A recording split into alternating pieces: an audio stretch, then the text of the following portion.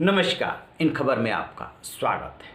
प्रधानमंत्री नरेंद्र मोदी आज जैसलमेर के लोंगेवाला में जवानों के संग दिवाली मना रहे हैं। वहाँ पे उन्होंने जवानों को संबोधित भी किया। वो हर साल दिवाली जवानों के संग मनाते हैं। कभी जम्मू कश्मीर की कोई जगह चुनते हैं, कभी हिमाचल में, कभी उत्तराखंड में, और इस बार उन्होंने राजस्थान के जैसलमेर के लोंगेवाला को चुना है। आखिर क्यों उन्होंने लोंगेवाला को चुना, क्या है इसका इतिहास?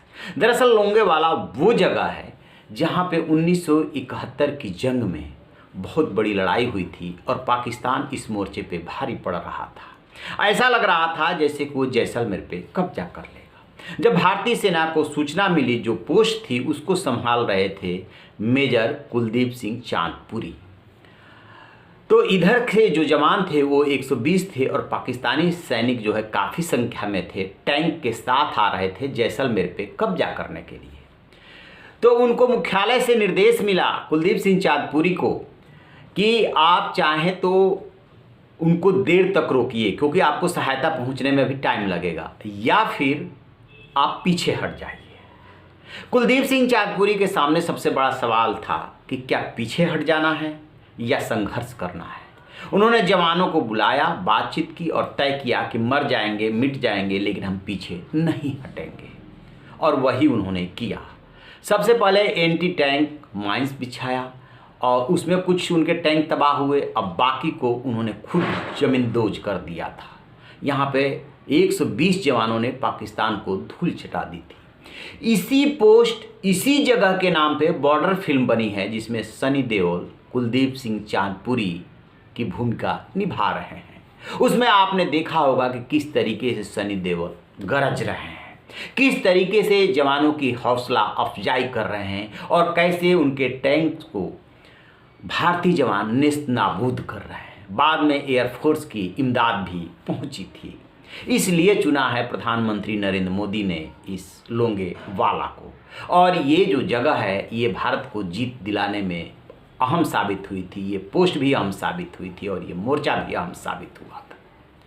अब प्रधानमंत्री नरेंद्र मोदी चूंकि यहाँ से बोल रहे थे कि इसलिए पाकिस्तान को चेताना जरूरी था। ऐसे समय में दिवाली है जबकि अभी कल ही संघर्ष हुआ था, जहाँ पे कि भारतीय सैनिक भी शहीद हुए थे और 11 पाकिस्तानी सैनिक भी मारे गए थे। तो पाकिस्तान को उन्होंने सीधे सीधे संदेश दिया और बताया कि 1971 में क्या हुआ। इसके अलावा चीन का बिना नाम लिए उन्होंने विस्तारवादी राजनीति पे चोट की। सुनिए पीएम को कि आपने सुना, ये पहली बार ऐसा नहीं है। आप याद है जुलाई के फर्स्ट वीक में जब भारत चीन में तनाव एकदम चरम पे था, 15 जून को गलवान घाटी की घटना हुई थी। उसके बाद जब वहाँ पे पहुँचे थे तब भी उन्होंने विस्तारवाद पे चोट की थी और बताया था कि 18वीं सदी की सोच है और ये अब नहीं चलेगी। आज भी उन्होंने यही बोला कि नहीं चलेगा विस्तारवाद। उन्होंने कहा कि भारत समझाने बुझाने में यकीन करता, पहले हम समझाते हैं और बुझाते हैं और जब सामने वाला नहीं मानते हैं तो उसको प्रचंड जवाब देते हैं। इशारा साफ साफ चीन और पाकिस्तान की तरफ ही था।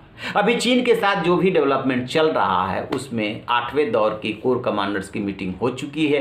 एक मोटा मोटी सहमति बनी है पीछे हटने को लेकर के। कब, क्यों, कैसे पीछे हटना है, इसको लेकर के ब्लूप्रिंट तैयार होना है और अगली मीटिंग होनी है। लेकिन चीन जो है अभी भी अपनी मनमानी करने से बाज नहीं आ रहा है। वो पेंगोंग पे बात करना चाहता है कि आप दक्षिणी छोर से भारत जहां कब्जा जमाए बैठा है वहां से हट जाए। हम भी पेंगोंग से हट जाएंगे, लेकिन पहले भारत हटे, जैसा कि चीनी मीडिया ने रिपोर्ट किया है। लेकिन देप्सोंग को लेकर के बात नहीं करना चाहता, जहां के 5 पॉइंट्स पे वो कब्जा जमा के बैठा और भारतीय सैनिकों को गश्त नहीं करने दे रहा है।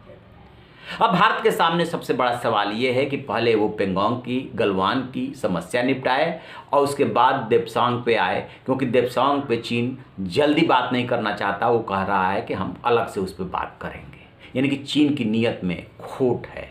वही सब पीएम अपने जवानों से साझा कर रहे थे और ये भी बताया कि बिना आपके हमारी दिवाली जो है अच्छी लगती ही नहीं है, इसलिए मैं आपके संग दिवाली मनाने आया हूँ। और जवानों के लिए एक दीप जलाने की बात वो पहले ही बोल चुके हैं।